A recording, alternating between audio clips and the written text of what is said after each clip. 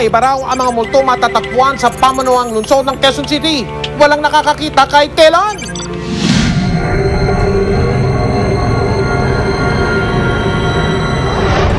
Sa dako pa roon ng bulwagang panlunsod ng Quezon may bumabalot daw na misteryo. Mga nilalang daw silang hindi nagpaparamdam pero pag-araw ng kinsenas at katapusan, lumalabas ang kanilang mga pangalan. Sila nga ba yung mga multo in the city? Nyay!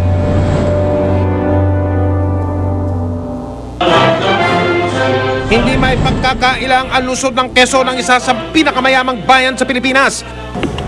Pero teka, may umaalingasaw raw na anomalya?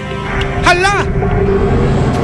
Sinadya ng investigador ang Quezon City Hall sa kapanapanabik na araw ng sweldo. Sa cash division o paymaster kinukuha ang sweldo ng mga taga City Hall. Pero hindi raw lahat ng empleyado pumipila rito. Yung admin nila, ayun, siya ang gumagawa ng mga payroll na pinipirmahan niya or pinapapirmahan niya sa iba para lang makumpleto yung mga ghost employee. Katapusan na ng buwan ng muli naming balikan ng City Hall. Ang ilang tauhan ng mga konsehal, pagkakuha ng pera, dumidiretso sa kanilang tanggapan. Pero dito, tila wala namang pila ng mga empleyadong kukuha ng sweldo. Dinadala yun sa kanya-kanyang office na.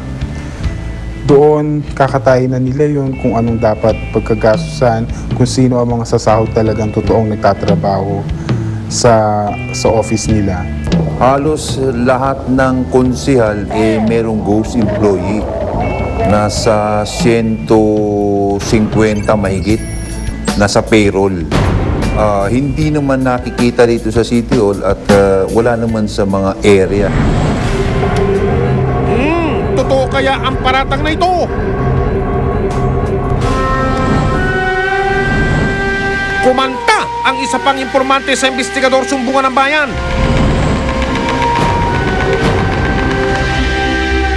Bit-bit niya ang mga dokumentong patunay raw ng mga hokus-pokus sa ilang tanggapan ng konseho. Ilan dito ang kopya ng payroll, job order at mga personal data sheet o biodata ng ilang empleyado na pirmado ng mga konsehal, budget officer, city personnel at si alkalde. Kami sa investigador, mga atapang tao, di takot sa bulto. Kaya't pinusisi namin ang bawat anggulo ng misteryo. Kababalagan numero 1, sa personal data sheet tulad nito, magkaiba nga ang nakalistang pangalan at tirahan. Pero mas nang mabuti, abay kulay lang ng background ang naiba sa litrato. Kahit tapos na ang Halloween, nag-ghost hunting kami. Si Arnelo Enrico nakatira umano sa Guyabano Street, Barangay Culiat, Quezon City. Samantalang si Vincent Gallejo naman, taga Santo Cristo Street sa Barangay Holy Spirit.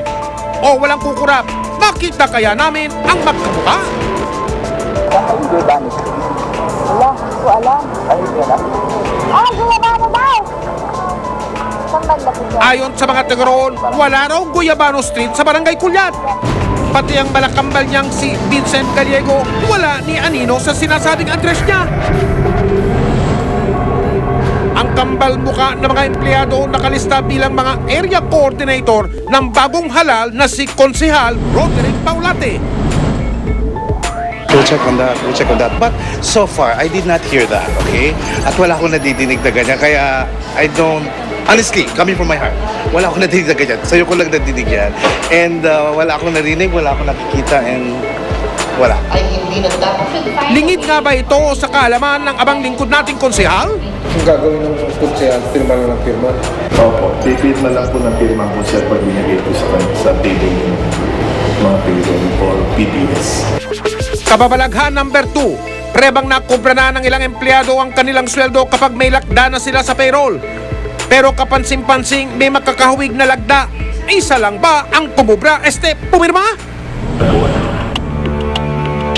Sinuri ng isang eksperto sa pagsulat o handwriting expert ang mga dokumentong ipinakita sa amin ng impormante.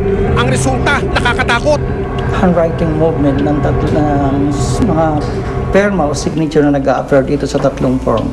Halos iisa yung handwriting movement niya, yung slant, At yung individual letter, specifically capital uppercase and lowercase m, dun sa tatlong form, lahat ay nagpapare-pareho yung kanyang formation. Galing daw ang mga naturang dokumento sa tanggapan ni ng Konsehal Dorothy Del Armente at Konsehal Francisco Calalay. Hininga namin ng payag ang mga nabanggit na konsehal pero hindi sila nagpaunlak ng panayam. Kababalagan number 3, ang babyface na empleyadong ito ni Konsehal Alexis Grace Matias. Nasa hustong gulang na kaya? Nang aming puntahan sa dako paraon sa Novaliches, Quezon City. Tumpak ang address ng field coordinator ni Konsehal Grace Matias na si Maria Lods del Rosario. Pero ang nakatira rito, hindi babyface kundi isang lola. Malayong malayo sa batang-batang itsura sa litrato. Itinanggi niyang may ganong pangalan na nakatira sa kanila. Hininga namin ang pahayag si Konsehala Grace Matias pero hindi siya nagbigay ng anumang pahayag sa amin. Sa patuloy naming pag-ghost hunting, makakapanindig balahibo ang iba pa naming natuklasan. Susunod, Taka ako, tsaka nagulat. Dahil sa hindi naman talaga ako empleyado ng City Hall. Paano nangyaring pati ako nagiging empleyado pala ng City Hall?